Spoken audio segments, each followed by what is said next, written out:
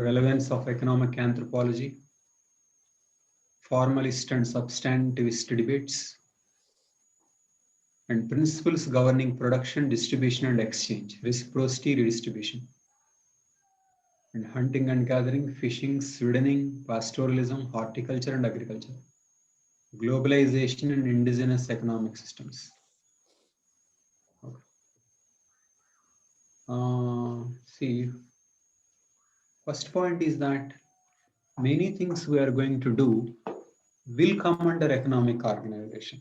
So don't equate today's class with economic organization. We're covering part of economic organization today. Okay. And broadly, this is about types of economy. Types of economy. Okay. Types of economy and exchange systems. Exchanges. Types of economy, exchanges, and about one theoretical debate. This debate is on substantivist and formalist school. So there is one thinker by name Polanyi.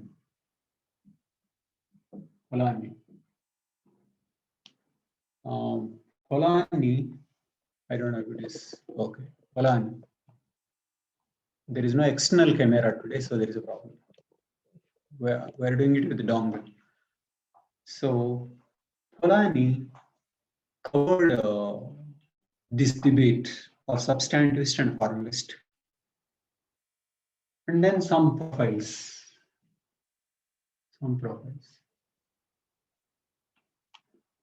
Types of economy, exchanges, and this debate. All this comes under meaning and scope of economic anthropology. Okay. So meaning and scope of economic anthropology is a comprehensive thing. Within that, you have types of economy, modes of exchange, and a debate. Okay. So types of economy, one question, modes of exchange is another, debate is another. These three.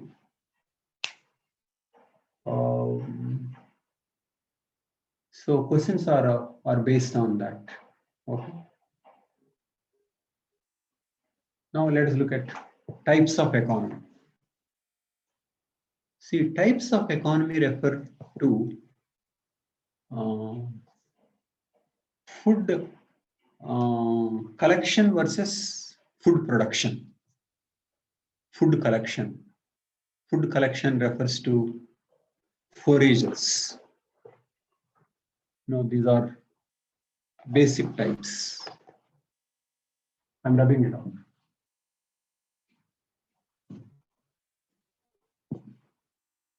Foragers. Okay. And then pastoralists.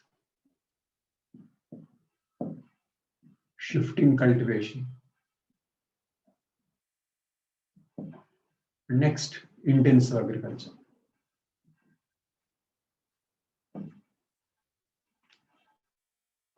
These are four kinds of economy. Foragers. Foragers refer to hunters, gatherers, and also fishers. Fishing also is considered under forager. And pastoralists. Shifting cultivation. Shifting cultivation is also covered under extensive agriculture. Extensive agriculture. So this extensive agriculture, this intensive agriculture. Pastoralism. Okay. So what you need to know under these types of economy is that some general features and plus some profiles. Okay. These profiles we will do later. I have released some videos and I'll give the material. An example of forager I covered, example of pastoralist I covered, example of shifting cultivation I covered. So these 3 Indian tribes I covered, and you can include that in your answers. Intensive agriculture is what we are doing now. So there is not nothing special about it. So what anthropology does is that in these types of economy, how various exchange systems are operating. Various exchange systems are operating, which is called modes of exchange. Modes of exchange. Okay. So tell me, what do you know about foragers briefly? Sunil, you have an idea? Yes, sir. They go around and the male hunt and female forage. So they collect plants. Females gather. Yeah. So, so Okay. they collect whatever they can. And what is the community there? What is the community that is divided into what kind of groups? They are divided into bands. Yeah, right. Band. Hunter gatherers are bands. Okay. Bands have leaders. Band leaders. Okay. Are there classes among foragers? No.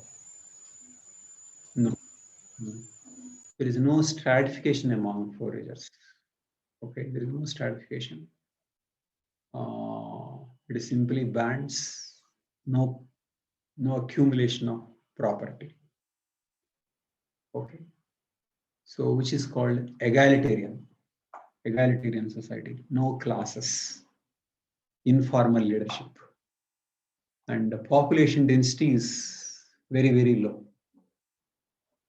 And they follow nomadism. Nomadism means moving around. Nomadism is about moving around. Okay. But one important point among foragers is that foraging includes fisheries also. And sometimes at certain places, the fishers, when they are in places where there is abundance of fish, they developed settled communities. Settled communities. So, which means they are no longer nomadic bands. They are settled at one place. So, for example, Westcoast Pacific in the US. There are settled settled fishing communities there. Okay. Otherwise, they are very nomadic. Okay. That's about foragers. We will do ethnographic profile later. Coming to pastoralists. Tell me, what do you know about pastoralists? What do you think is pastoralism? So they move around. Sweta, are you there? Sweta, did you read the book?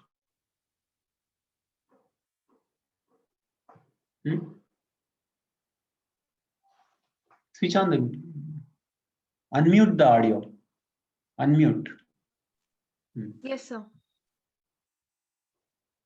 Tell me, what do you know about pastoralists?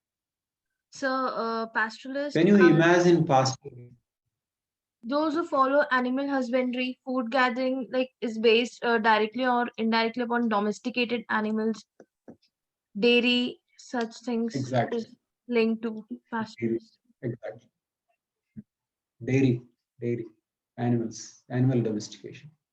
Yes. Herding, that is pastoralism. Okay. Are there pastoralists in India's villages? I think yes, they are. They are. Okay. What kind of things they do?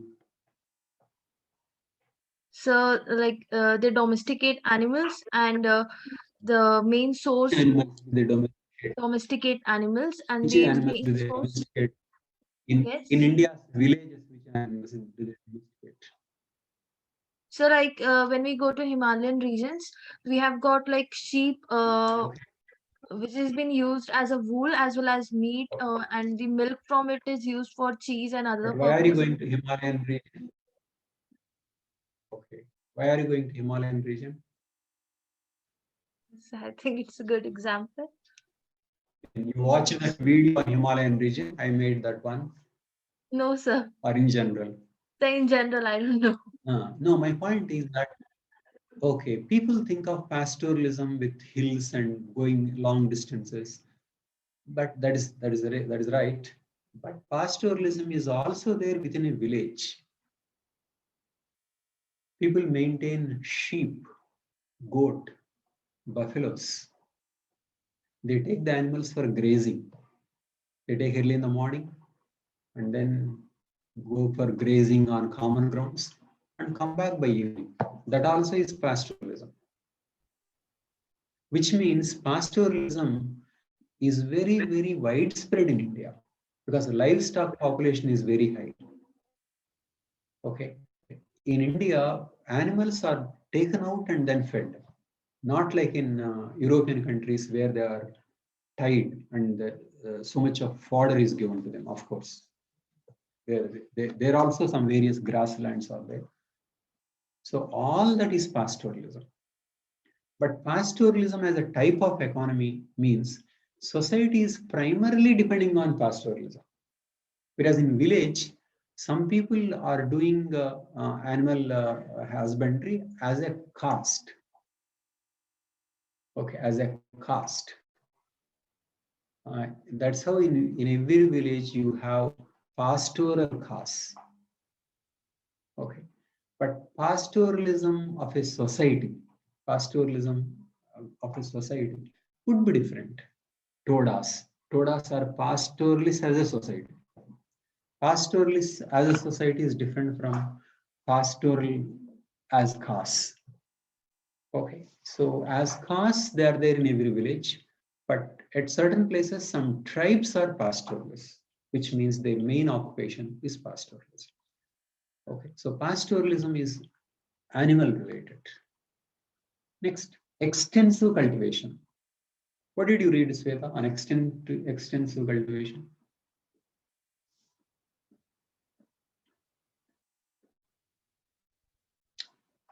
Unmute. Unmute your video, audio. Yes, sir. So shifting cultivation is a type of extensive cultivation where the land is left for Shifting cultivation, shifting cultivation is extensive cultivation. Fine. Where land is? left idle for 2 to 3 years. What do they do? For that period of Uh, time, animals like grazing and wild plants they grow on that land.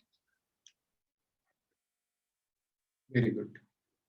They keep fallow, but not for 2, 3 years. It can be 10 years, 15 years like that. That's called June cycle. It is not 2, 3 years. It can be 10 years, 15 years.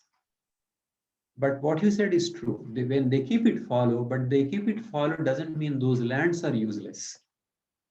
Okay, they are in slash and burning. It's not that they remove everything. They only cut big trees. They only cut big trees without uprooting them. And there are small plants. Small plants completely burn and cut and then burnt. When they burn, big trees roots remain. It is not that they are uprooting entire green cover. It is not like that. So trees remain, plants eliminated, and everything burnt, and ash goes as a fertilizer. And then it is cultivated for that year and for some years till the nutrients are exhausted. And then they go to another land. And when they are not cultivating this land, you say this is lying fallow land. But fallow land allowed to regenerate, And finally, big trees grow up and it is a kind of a forestry.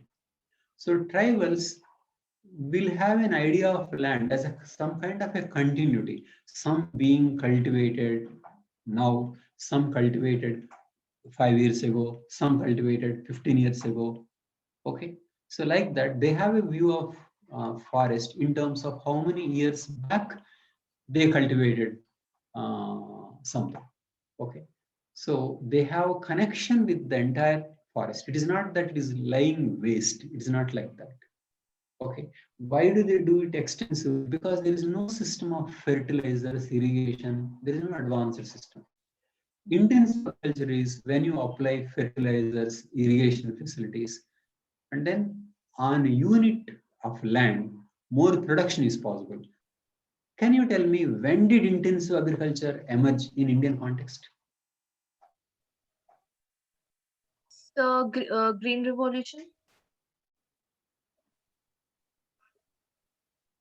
Green Revolution. Like when like Sunil, what's your idea? When did intensive agriculture emerge in Indian context? The Green Revolution. Intensive agriculture is application of fertilizers, irrigation. Don't think fertilizer means chemical fertilizer. Fertilizer can be various kinds of animal products, all kinds of things. So for fertilizers need not wait for green revolution. Okay, fertilizers were there before. So now can you guess when did the intensive agriculture start? Nikhil, you have any idea? When did the intensive agriculture start? No, sir, I don't remember the We time. discussed this before. No. Sunil, we Harappan discussed this. Can you civilization. guess? Harappan. Exactly. Harappan settled civilization. civilization.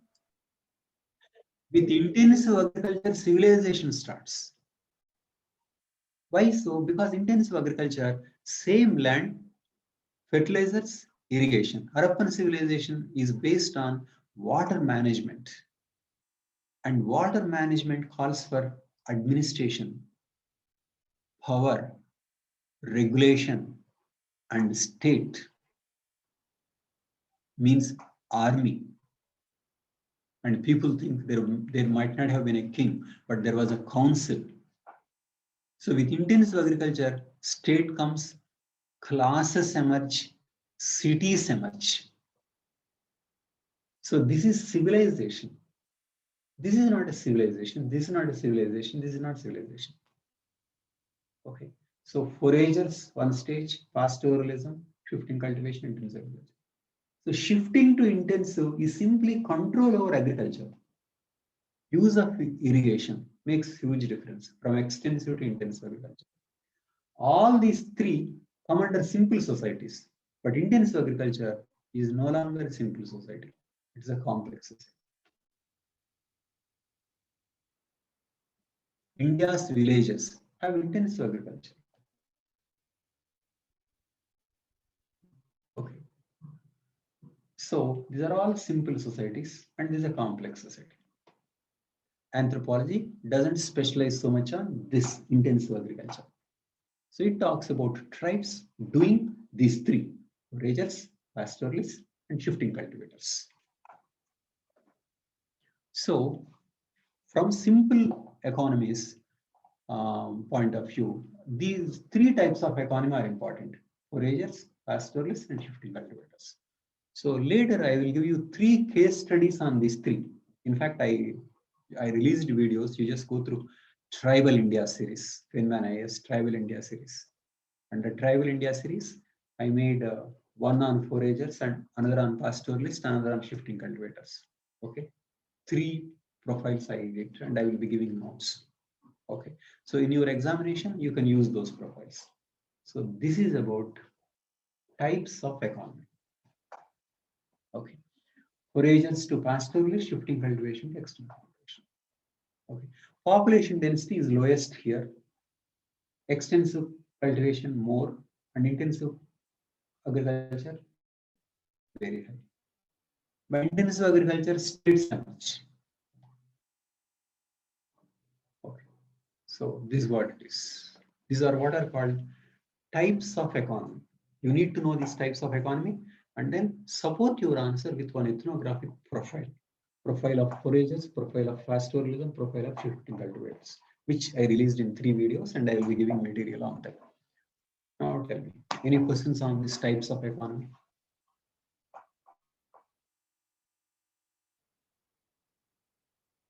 Sweta, any questions? No. No questions. Sir, is there any order for Sunil, forage? or something to say? Sir, is there any order for forager, pastoralist, and shifting cultivation, or are they random?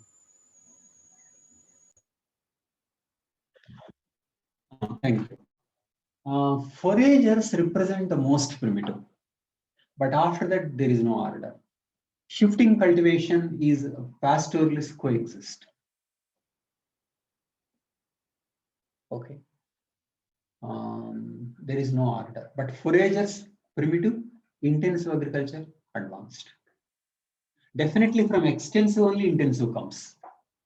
So pastoralism is a particular way of using environment.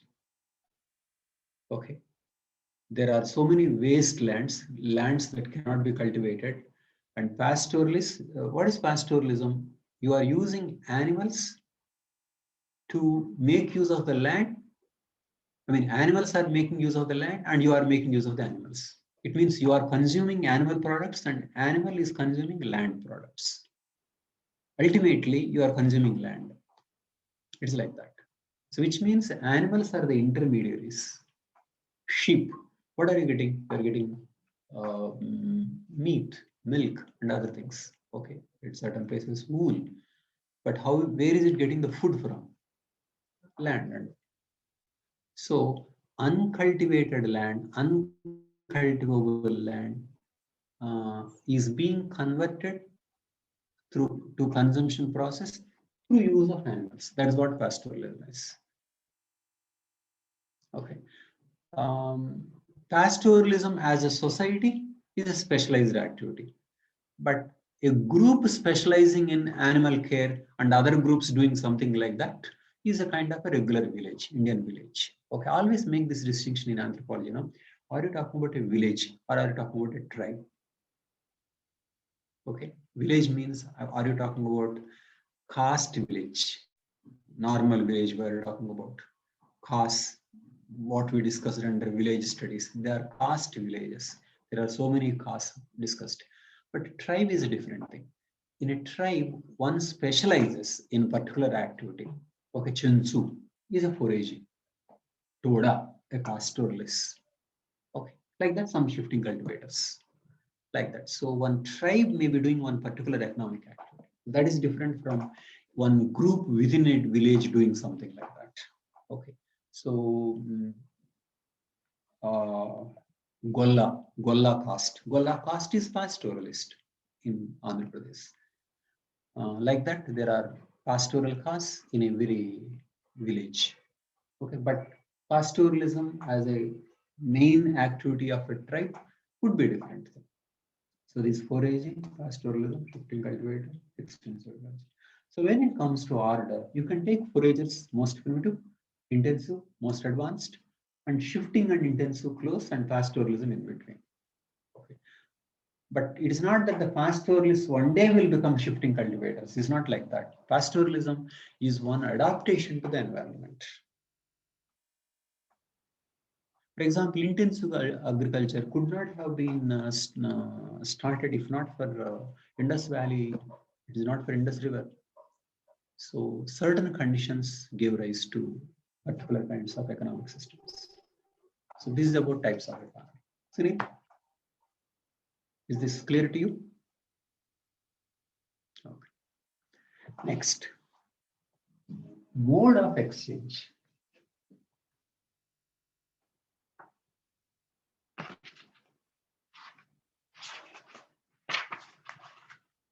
Just see any questions on this.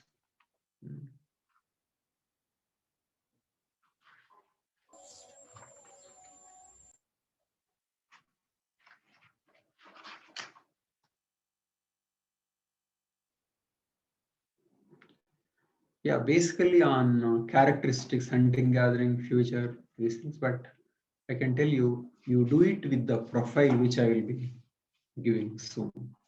Okay, we'll do it later. Next, mode of exchange.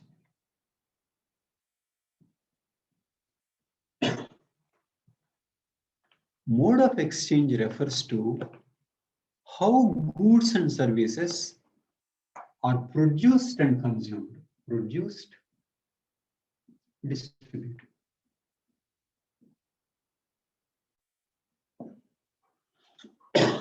Okay, production covered in type of economy, but the network between distribution, basically how things are exchanged, mode of exchange, how things in our society, most important mode of exchange is market. Market. Now tell me, what is meant by market as a mode of exchange? Use your understanding of economics to tell me what is meant by mode of market as a mode of exchange. What is meant by market? When you say we are following market principle, this is a market economy. What all do we mean by those words when we say we are a market economy? Sweta, can you answer? So I think the demand and supply of a particular good Exactly. in the market. That's it. That's the first point. Sir, Demand is it and also about just 1 second. Demand and supply are the critical things to the market. What is demand and supply? It is about price and quantity. Please, you need to understand about this market because many debates are around this only. See, what does this curve say? What is this curve about? Demand. Yes, demand. As the product price comes down, people want to buy more. As the product price comes down, people want to buy more. This is demand curve. Isn't it? Whereas in the supply curve, as the price is more, they want to sell more. Isn't it? And then at one point, there is a meeting. Okay. So that is a meeting where price and quantity determine. This is what the market principle is. Demand and supply interface, and there is no. Tell me, is this point clear? Which means people bargain.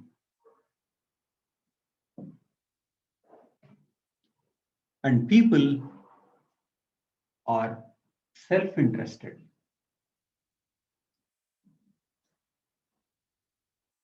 People are self-interested.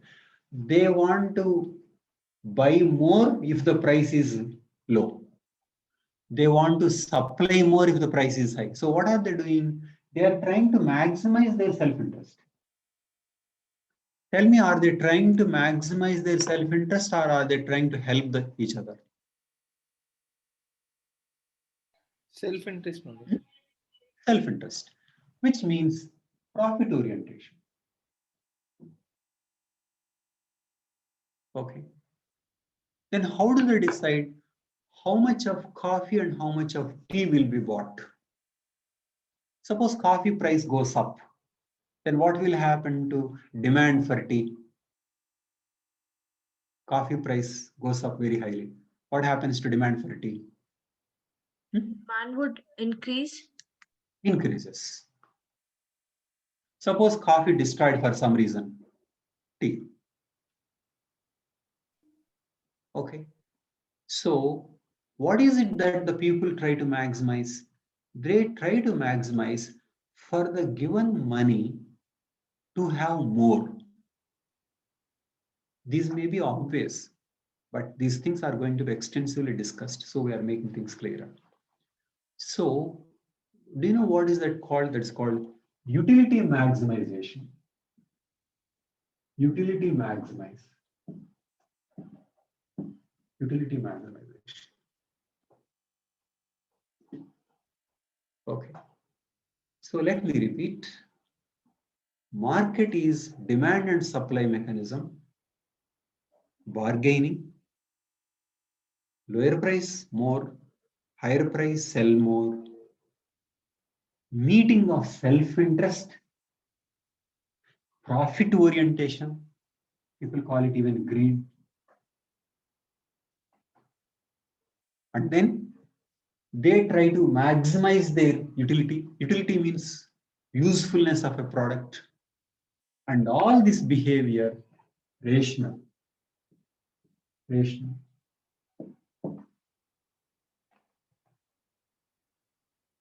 All this behavior is rational calculations. Rational means reasoning. T went up. So what to do? Shifting from one product to another product. Buying more, buying less. All going by price. This is what is called market mechanism. Market mechanism includes rationality, utility maximization, bargaining, self-interest, profit and greed.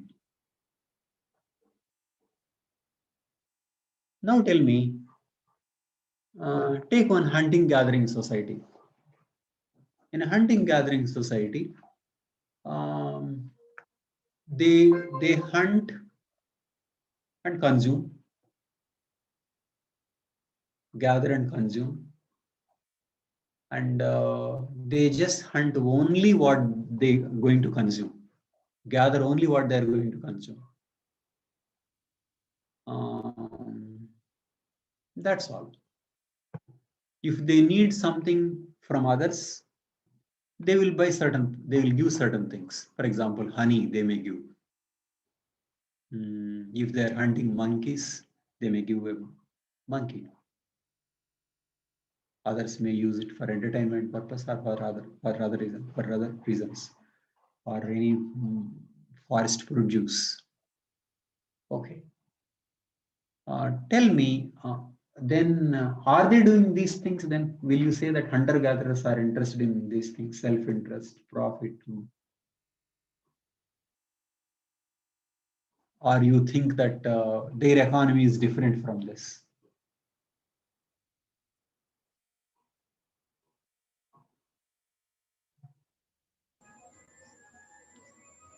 So with outsiders, there may be some minimum trade.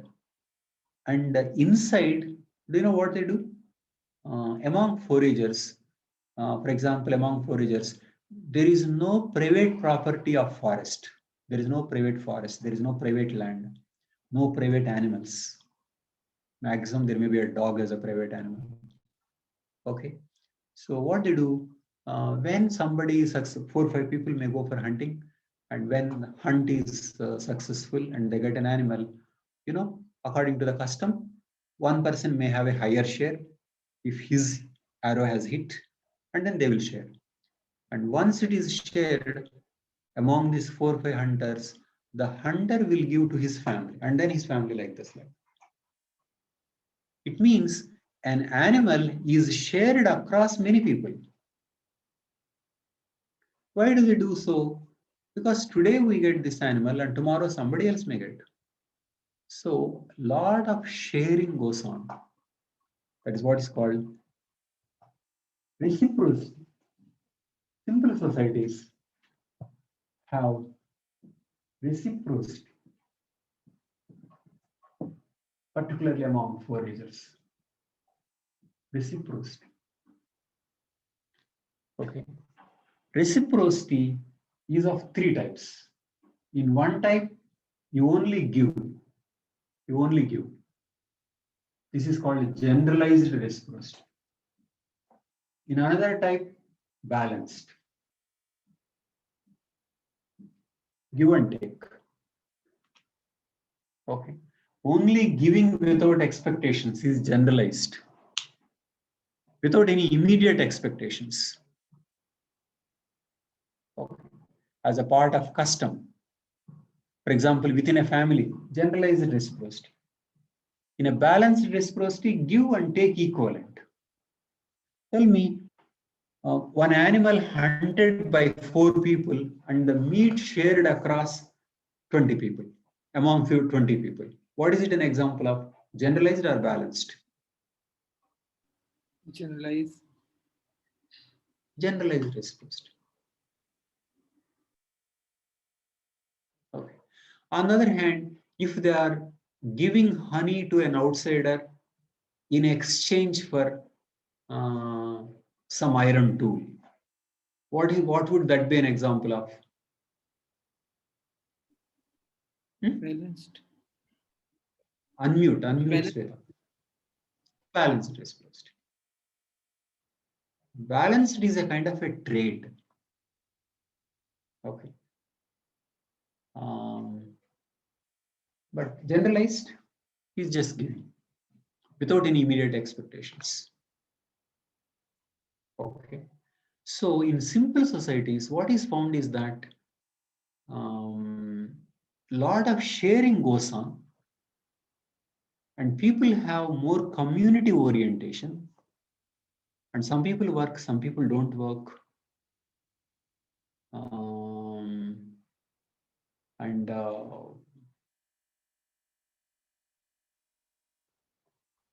There is nothing like market, there is nothing like pricing.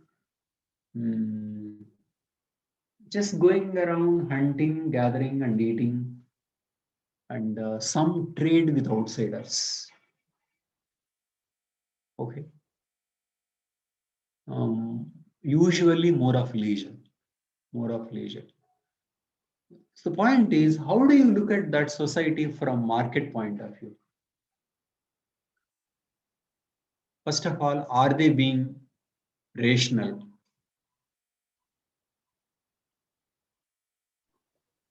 No, sir. They are not good consumers. They are not Good consumers. They are not good consumers, or they are good consumers. So they are self-sustained consumers, so they are not good consumers for market, I think. Okay, that's true. They are not consumers for market. Good. So basically, self-sustained, eco-friendly, no overproduction, no storing, and a sense of community is important. Bonding is important, and sharing is a part of relationship. There is no commercialization. It is like that. And in one anthropologist,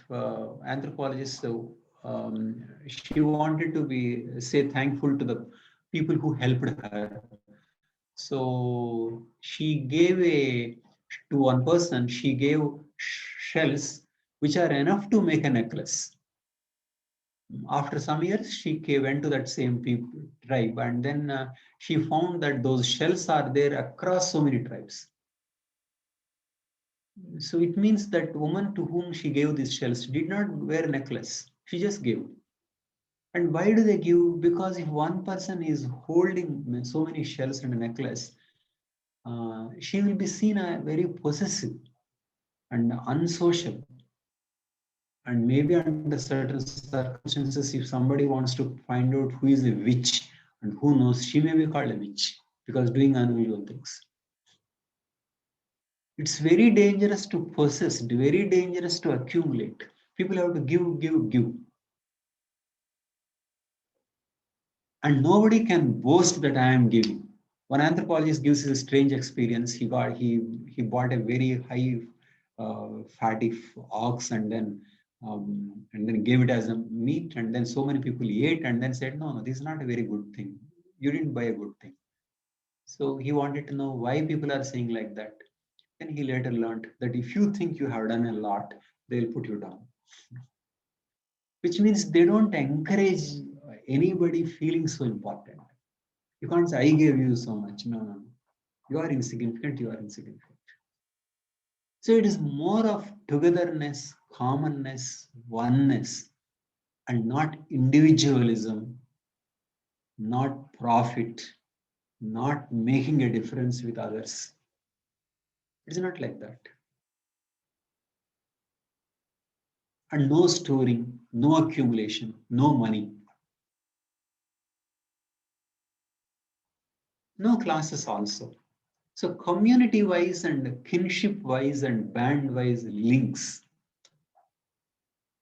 essentially based on reciprocity. Generalized, at some places balanced, or in certain articles balanced. So this is what the Foragers society, particularly hunter-gatherers, living fishers. Okay, so this is how a simple economy is different from a complex economy.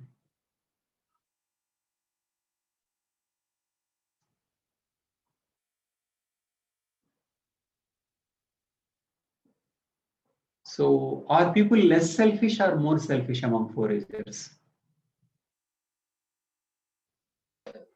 Less selfish. Much less selfish, much less selfish. Market makes people a lot more selfish. Individualism and selfishness increases with market. But foragers are different. Okay. With shifting cultivation, some private property comes. Okay. Common land, I mean, families may be given some common land, some land to cultivate. With pastoralism, animal ownership is private. In pastoralism, land ownership is not private, but animal ownership is private. In shifting cultivation, land is allotted to certain families or clans. Whereas among foragers, there is no common ownership at all. No common ownership of trees, no common ownership of land. So it means the ownership pattern changes across the kinds of economy. By intensive agriculture, land is intensely private. Of course, there can be some common resources. Okay, so resource distribution is different, and mode of exchange is different, and attitude is different. So reciprocity is the main thing at the simplest level. And next, when the economy becomes complex, there can be a different mode called redistribution. Redistribution. In this redistribution mode, there is one center to whom goods flow, and then he will give. This is no longer an egalitarian society. So this person may be a chief. This comes in a horticultural society or extensive cultivation. In a horticultural society, what happens is that there is more productivity and some surplus and more storing. And some people end up storing and they have more. But what happens is that though they have more, they are not supposed to consume everything for themselves. For example, chief is not supposed to consume what all he has. He's supposed to give to others. This is called redistribution. Redistribution. In horticultural societies, chiefdom can develop, and among foragers, among fishers, chiefdom can develop. Fishers also. So among foragers, complexity is possible under fishing communities, for fishing communities. So this is called redistribution.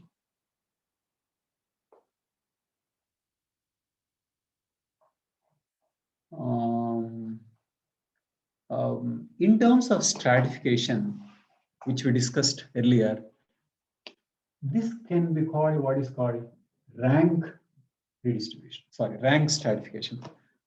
Do you remember what is rank? Rank is there is no economic differences, no power differences, but there are prestige differences, which means chief and his family members or his people close may have higher prestige, They don't have higher power and they don't have higher resource base. They just have more prestige.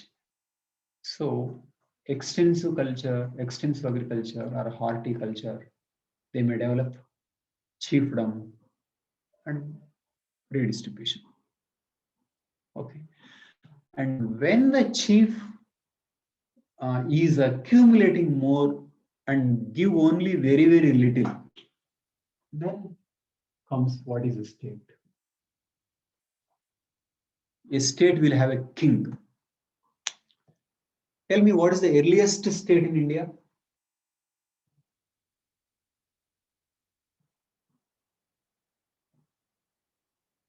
Earliest state in India. That is, when did the states form? State, in terms of redistribution, there would be a person or people, they would take so much, but they give very little. Whereas in a chiefdom, or in this case, they would take but give a lot. So at one level, only reciprocity, at higher level, redistribution, where lot of taking and lot of giving. And next level, lot of only taking, but very little of giving. When lot is being taken and very little given out, then that is a state. Now I'm asking you, when can, in the Indian context, when did the states emerge? Kings during kings time. When What is that? kingdoms were established. That's true. And when did the kingdoms arise? When people started to settle for longer period. That is true. But when? I'm asking you time and where. We didn't have states in IVC, sir. Hmm. Exactly. That is a state. With intensive agriculture, states form. So Harappan civilization is a first state. Harappan civilization is a state, is a class, is a stratified, is an intensive agriculture. Okay. You need a state to regulate irrigation. Okay. So how come some people take more and give little? By that time, control systems emerge. You have army. States have army. Chiefdom doesn't have armies. Chief will only have some prestige, some special headgear and some special dress, and people salute wherever he goes. That's all. But a king will have army. That is the difference between a chief and a king. Army means ability to hurt, ability to punish, kill. It is more serious. Okay. So by Indus Valley time, states were there. But within the Indus Valley, there might not have been a king, but a council. Council in which one person may be more important. That's all. Okay. But still, there is a lot of inequality. So Indus Valley civilization is a case of a state. So for some families, some people to take more and give little, army is needed. Instruments of violence are needed. So that's what the state is. Chiefdom, no. In chiefdom, there are no economic differences, there are no power differences, only prestige differences. So it takes some time for chiefdom to become a state. Okay. And another word for state is kingdom. Kingdom. So in the syllabus, they use the word kingdom. Akbar is a king. Rayalu is a king. Harsha is a king. Okay. So kingdom, chief, all these things are there. And they come through redistribution. So we discussed that villagers paying taxes to the government. What is it an example of? Redistribution. So through taxes, people contribute, and then the king will do something for the people also.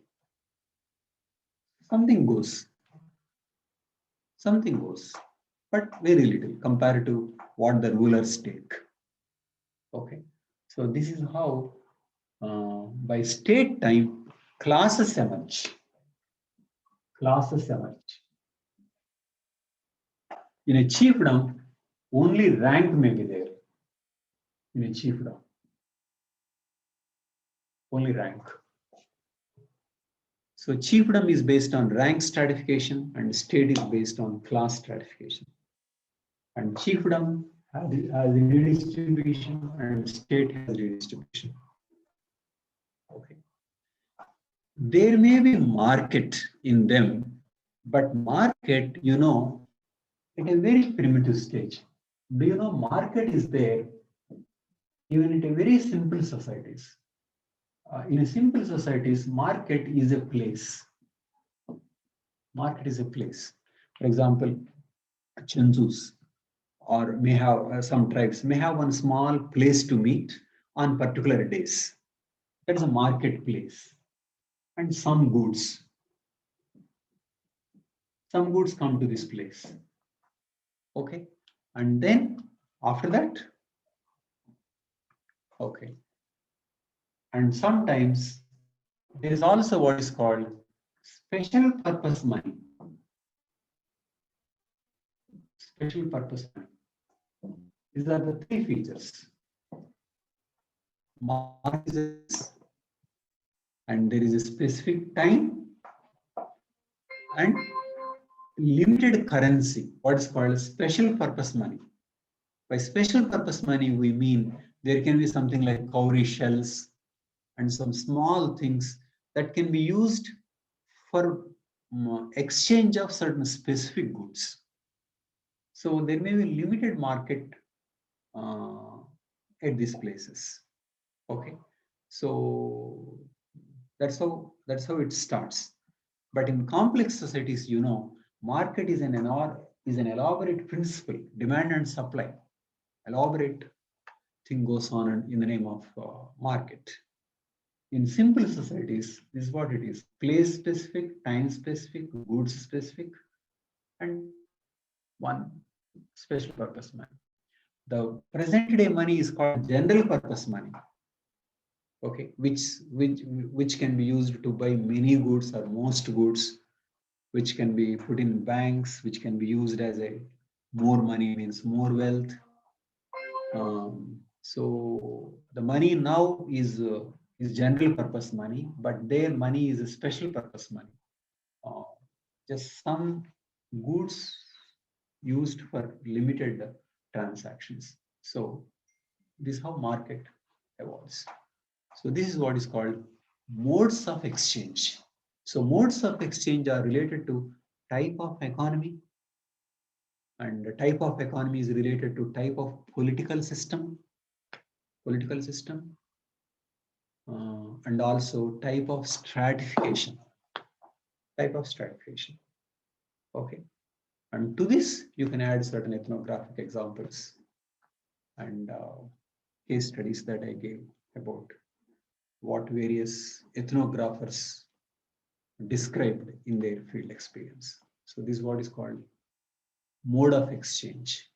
Okay, reciprocity, redistribution, and market. Can you tell me how examples of reciprocity, redistribution and market in our society? Market is very clear. Redistribution, taxation is redistribution. Reciprocity, birthday party, all kinds of partying, gifting, and within the family, parents to children, all generalized reciprocity. So in our society, generalized reciprocity is there, balanced reciprocity is there, market is there, redistribution is there, all. Among foragers, generalized reciprocity is more. Redistribution is almost nil. Market is very, very little. In a horticultural society, there will be some redistribution and some market. So trace the evolution from foragers to civilization. How stratification system is changing, mode of exchange is changing, and type of economy is changing. So that's how you can link these things. Okay. Tell me, any questions? And nature of money. Just remember the anthropologies, examples, and what they had to say. Tell me. If you are clear, we will go to some very intricate topic, that is substantivist and formalist. But if you are clear on what we covered. Sir, Hmm. so it's not a doubt, sir. It's not necessary. You can say what you want to say. Like, what is the larger like theme under which this all like about these societies which we are talking about? I should like think. Thank you. What is the larger theme? The larger theme is that how economies evolved from earliest times to the present. At one time, foragers. 12,000 years ago, intensive agriculture. Okay, not 12,000 years ago. Agriculture, 12,000 years ago. Intensive agriculture, Indus civilization time. 2,500 years BC, something like that. Indus civilization. So before that, what were they? That is one. And then how some people still live in the old way. Pastoralism still there, like that. So we are looking at various types of economy. And then within that, what is how things are exchanged and how they have been living, basically. So to have an idea of finally what we have become and what is the way to live. Okay. And if you ask me, even much larger picture is what can we learn from them? Take for example, foragers. Tell me what is good about them and what is bad about them. Even by image of, we only have an image of foragers. So what is good about them and what is bad about them? And is there anything to learn from them? The like I think unity, togetherness, belonging, doing things together. Like actually, these things are something very good about them. Not very. Yes, belonging, togetherness. Okay. Not very But like. can you look at them from the viewpoint of the modern problems? Yes, sir. With growing self-interest and profit-driven, like or market-driven situations, we sometimes start families going from joint to nuclear and No, the foragers, compared to foragers. so I was saying, sir, ki that unity and being togetherness is missing in the modern society. Management, maybe one very important reason. See, as foragers, people lived for lakhs of years. If you ask me, okay, that is a serious question. So, what is this all about? That's a more important question. See, as foragers, we lived for lakhs of years. Agriculture came 12,000 years ago. Intensive agriculture, 3,000 years ago. And this kind of industrialization, 200 plus years ago.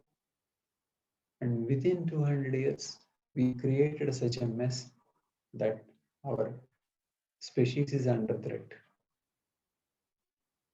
So in this context, we can ask, what happened?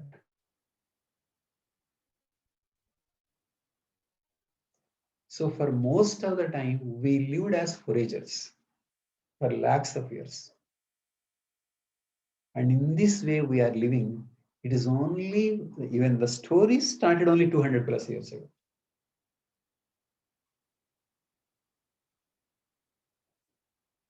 So the present story of man, or the present that we are talking about, is an extremely recent thing. It is ridiculously recent, 200 years in terms of lakhs of years.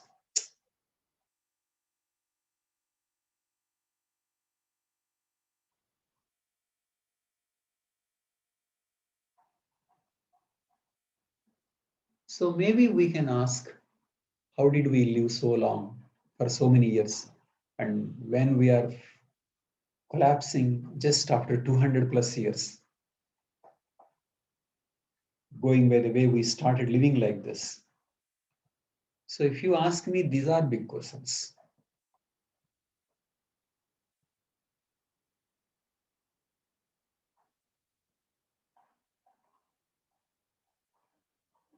You have something to say, Sunil? So that boils down to that the current system is not sustainable. Yes, current model is not sustainable. Within 200 plus years, we are getting into a mess. Our story is long, but the story of an industrial man is very, very short. Civilization itself is only few thousands. Hunting gathering stage is huge, lakhs of years.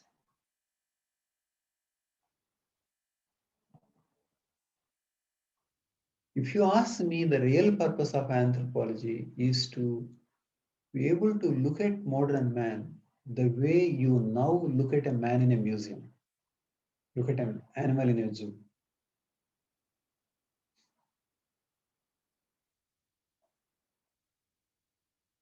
We look at somebody like, okay, exotic, okay, like that, this is not normal. But if you have an idea of the entire story, what is abnormal is we. The most abnormal life forms, Homo sapiens sapiens after industrialization.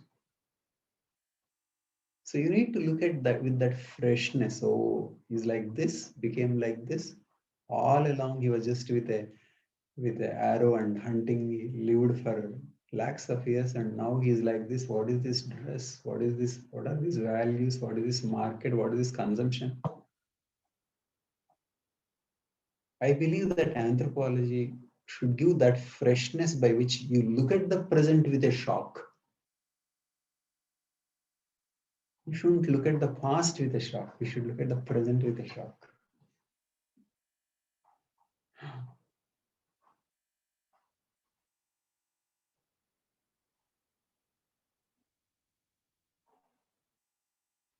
I don't take anthropology as the study of the primitive. I believe that you have to read the primitive finally to understand ourselves. The purpose of anthropology to experience the shock by the present, or shock of the present, not shock of the past. That I would say is the spirit. To discover the unusualness of our existence.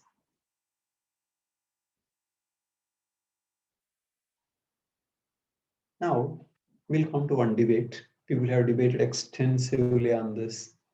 Okay.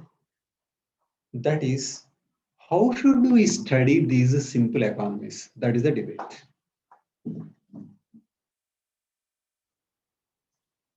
How should we study? How to study foragers or pastoralists, cultivators? Let me tell you, I'm giving you one very good tip for examination purpose. You confine to these three: foragers, pastoralists, and shifting cultivators. Have a profile of each and write about them. No, don't write in general. You write about these three. Okay, I'll be giving the printout in the next class or within 1 or 2 days. Foragers, pastoralists, and cultivators. See, one view is that you can look at them from modern day economics, which is called neoclassical economics.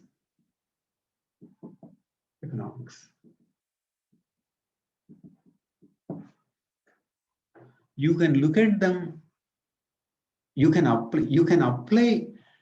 use this economics to study them, is one argument.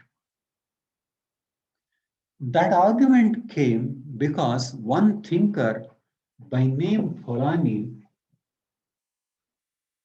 by name Polanyi. I covered Polanyi argument in Anthro Thought, please. These are the two books you need to have. Cultural Anthropology and Anthro Thought. This same thing with another cover also, it's the same thing. This published by Oakbridge. So these two books. Substantivist and formalist debate I covered in this book in Thought, not in this. Okay. So what Polanyi said was, the simple economies should not be seen from economics point of view. They are different. They are different. So simple and modern, different. Simple and modern, different is one view. This is what Polanyi said. And some people said, no, simple is only a case of modern economics. Simple societies, simple economies can be studied under economics, is one view. No, these two are different is another view. The man who proposed these two are different is Polanyi. And for some reason, these schools have a specific name. This school is called substantivism. This school is called substantivism. Substantivism. Whereas another school is called formalism.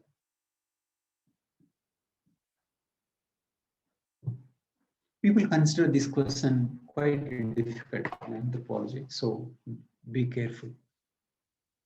Substantivists say these economies are different, so economics is not applicable. That is what Polanyi's stand is. Whereas formalists say, no, it is applicable with some modification. But these words are coined by Polanyi only. He said formalists look at logically how to apply, but there is no substance. Substance means real empirical. Formal means only logical. Logical and conceptual, formal. Real empirical is a substantivist position. So before we go to their arguments, let us discuss among ourselves. You have studied modern economics under economy, all kinds of things. Tell me that economics is useful to study foragers.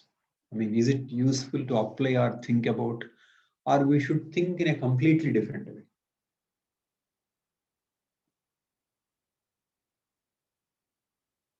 That is the argument. What is your understanding, Sunil? You know something about economics? Yes, sir, a bit. So, It is about demand, supply, banking, profit, rationality, utility maximization, greed. That is economics. So can you understand foragers from that point of view? sir, I believe they are different. They are Modern, They the are modern different. and simple societies are different, and they should have different economic models. They should have different economic model. Okay.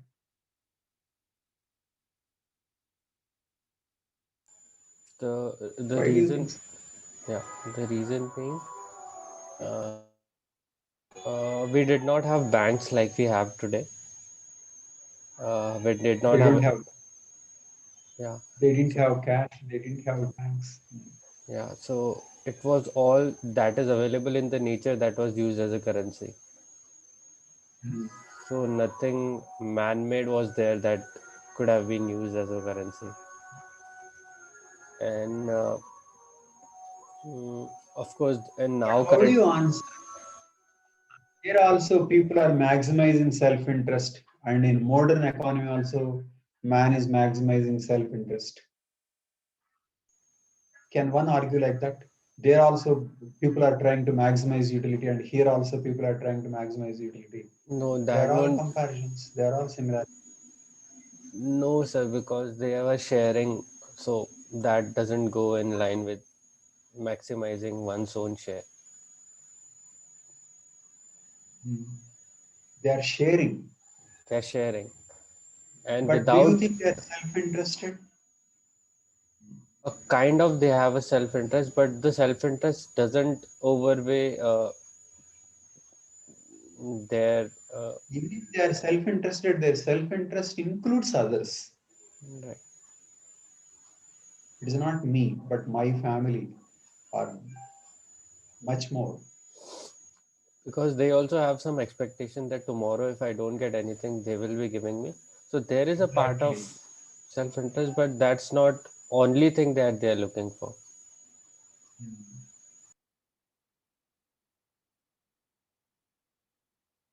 And one So more. you think simple economies should be looked at as simple economies rather than trying to apply modern economics on them.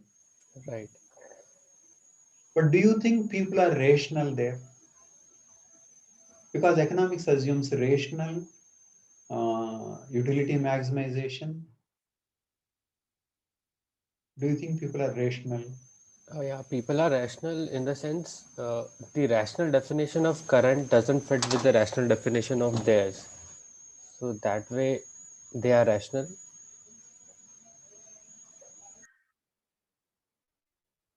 Because for every action You there. have something to say. Yes, sir. You have something to say, Sweta?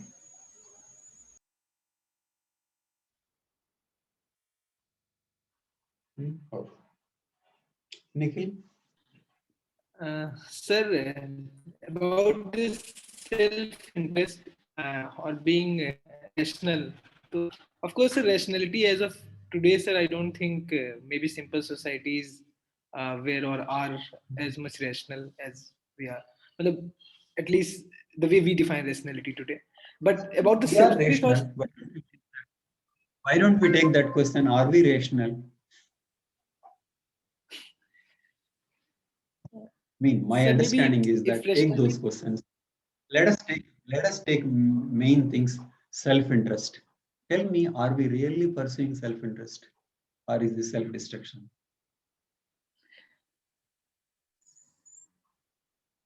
Where is rationality? Where is utility maximization? I think, sir, these are very tough My position questions. is this: modern economics is inapplicable even to modern economy, far from being applicable to simple economies. Tell me, where is rationality? This is collective suicide. Where there is utility maximization? Where are we taking care of the totality? Individual at the expense of the totality. Tragedy of commons, destruction.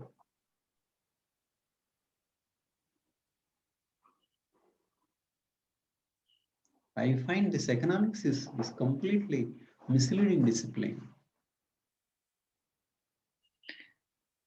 So I don't think economics is the right description of current economy. Why do you have to think in terms of whether this is applicable, this is not applicable to our own economy? Why should we think of whether it is applicable to simple societies? That's how I look at it. Sir, Hmm. And what do you want to achieve by looking at this from modern point of view, as if this is a great thing? Please, Nikhil. Hmm. Uh, sir, so there is this thing about self-interest or selfishness also. So once I was reading about this Ayn Rand's objectivism philosophy, and she talks more about how this altruism or like ego or like self-interest is something which is very valuable. It is like even if you donate someone, it is more of like a selfish interest. And so then like from there, I always find a difficulty in defining what is self-interest. So suppose like when we are talking about primitive societies, I find them more selfish in a way that they are very driven by simple feelings or emotions at times, that how like they are feeling with something and they will just go for it. And then we try our rational mind and like think, okay, it is for others good, and end up doing something which is good for ourselves only. So that way, like how we will in this context or in any context, we will define what is selfish or what is not selfish.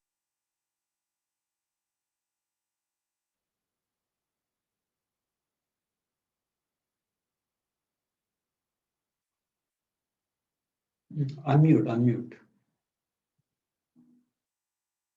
It was not audible, sir. Now it is audible. It was audible before. Okay, sir. So that was the point, sir. Actually, like that makes it a bit difficult to understand for me what will be called selfish or what will be called for a larger good.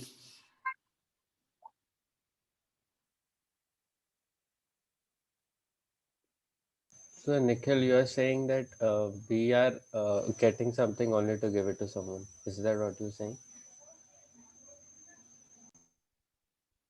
What is that? As far We as are? maybe I couldn't understand Oh. Nikhil's point, and I find that he's saying that we are Maybe only he's taking. saying, how do you define self-interest and selfishness? That's true. These are serious issues. But you can tell me, Sunil. So something which will ultimately benefit in the future would be self-interest, of course. And when you feel that you have much more than you need, then you try to give it away. So you cannot justify that you are giving something, so you are not self-interested. Since you are keeping most of it that you have taken.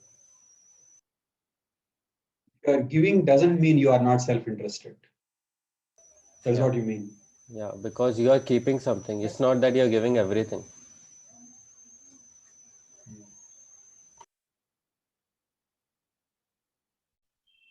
Okay, but okay. I mean, with less ambiguity. In simple societies, man is not doing everything for himself exclusively, like modern societies. In modern society, man is for himself exclusively.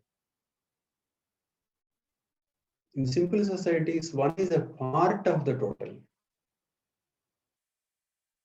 Because alone he cannot do anything. Remember, there was no cash, no bank. There is nothing individually being rich. They're not possible. But now you are able to work hard. You can own things. You can buy property. All you is there everywhere. There was nothing like you.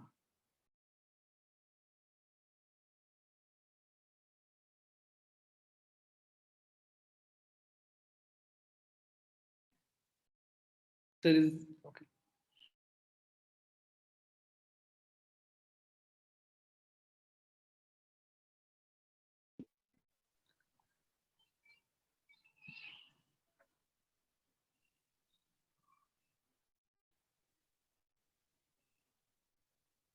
Is the Hello. internet connection good? Because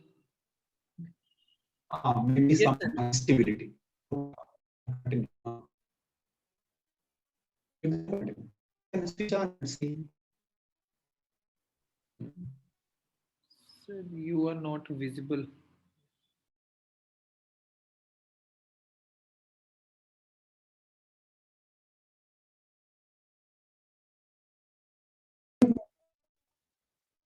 So you can do everything here. For example, you can earn, it's your job, your bank balance, you can move up, you. In simple societies, there is no such provision.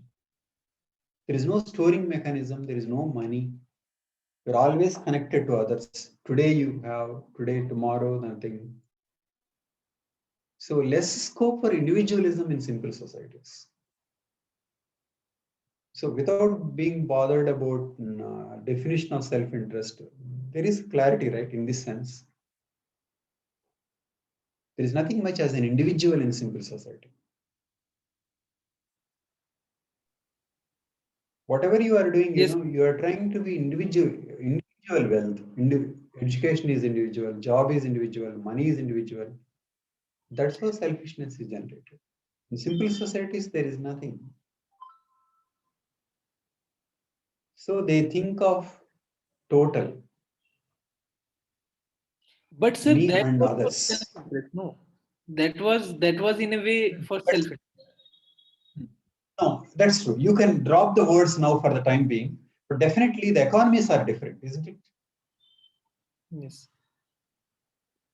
Economies are different because the nature of thinking is different.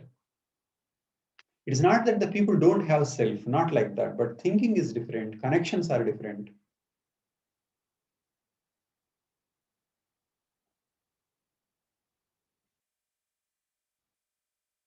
So when they are maximizing utility, they are not maximizing only in terms of consumption. They want relationship, friendship, they want to be together.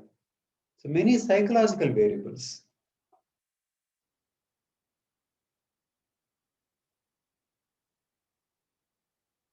Okay.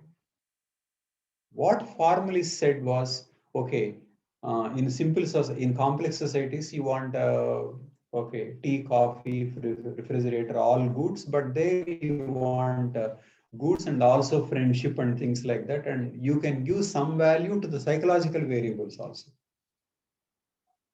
and then apply neoclassical economics. So like that they argued. But then difference between psychological variables and material variables is that in psychological variables, if you get something, you don't lose something else.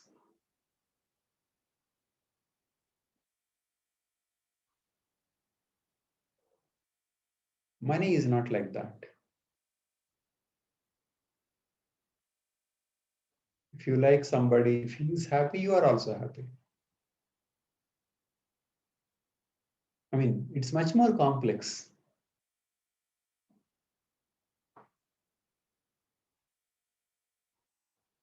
Okay, so it is on these things people debate it. But one conclusion is that it is not settled, and only it faded out gradually, but not for examination, but in general in the literature,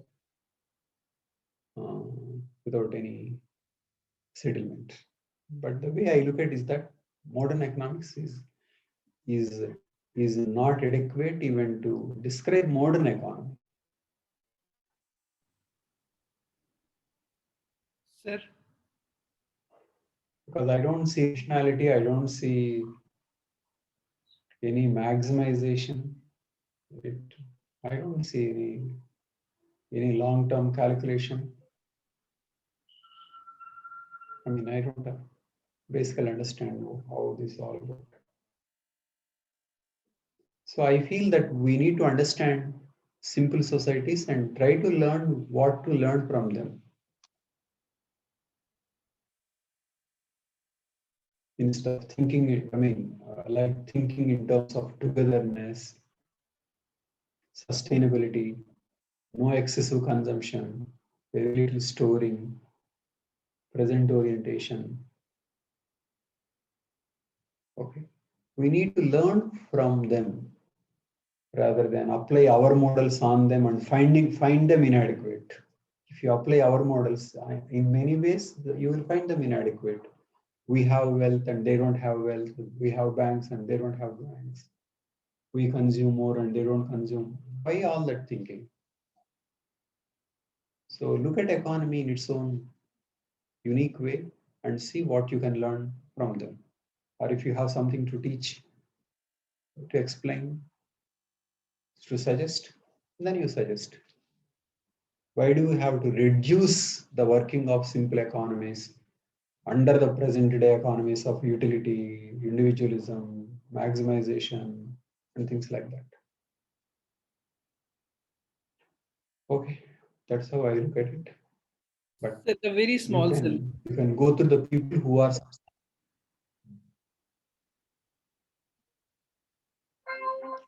I'll give you one question. If Mother Teresa says, I am doing it, I am doing helping so many people because it gives me happiness. Is she being selfish or unselfish? The act is unselfish, but one can say like that. Yeah, like being selfish there is not wrong. Being selfish is something you just give No, it a negative instead connotation. of calling it selfish, you can as well call it unselfish. If somebody says, I am happy in making you happy, you can call it unselfishness rather than selfishness. What purpose does it serve? Isn't it? Because that has to be differentiated from behavior. I'll be happy when I hit you or when you suffer or when I'm better than you. Isn't it? No point in saying she's also selfish. You had better say she's unselfish because the expression of her selfishness, if you want to call her selfish, is different. She's happy when she's making others happy. So you call her unselfish. Why selfish? So why do you want to reduce that behavior to selfishness? So I if don't. somebody is saying, I'm interested, just 1 second, I'm interested in the well-being of my family, we want all these things, then why do you say your selfishness includes your concern for others? Doesn't serve much purpose. Say they are different.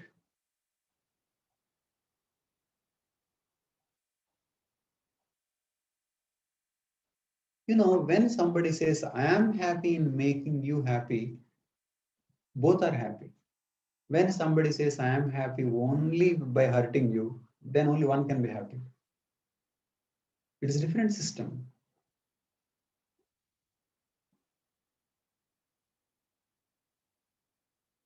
So connected oriented system works differently from individualism.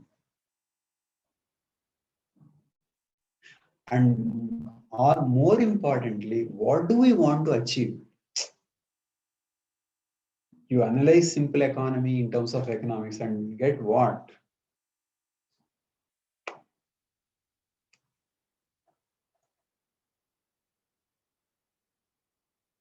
So, sir, you are saying this Economics. debate.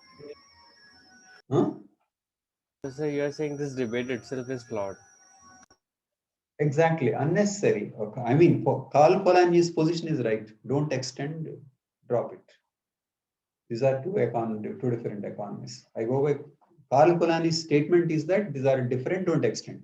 It is others who disagreed with him. So in that context, he's saying substantivist and formalist. Those who say these are different are substantivist. So why do you want to reduce?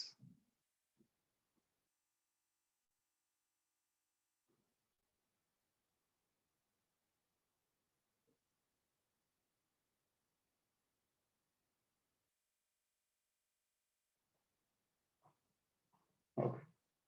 So for exam purpose, you please memorize the people's names who are substantivists and who are formalists and some quotations and write. Let me tell you, in economic anthropology, questions are very, very, very easy and standard.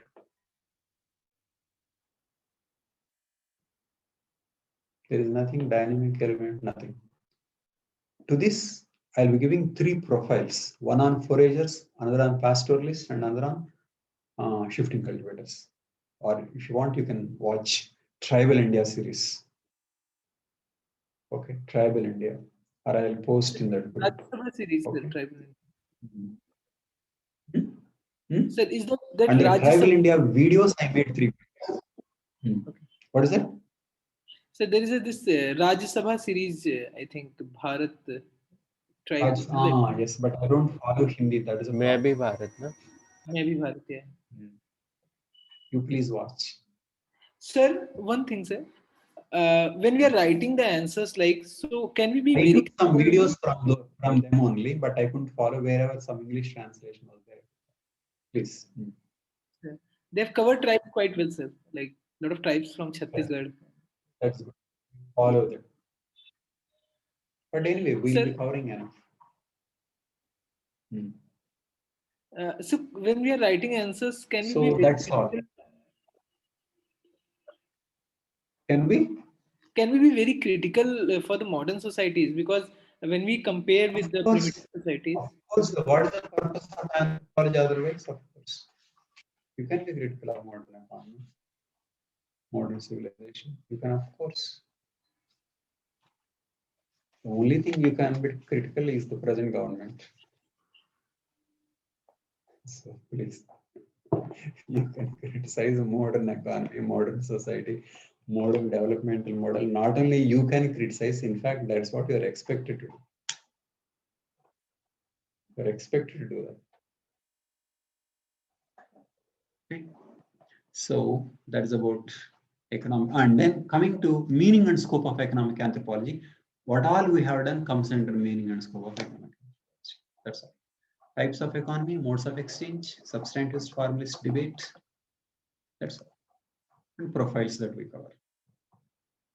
So that's about economic organization. And on Monday, we're going to do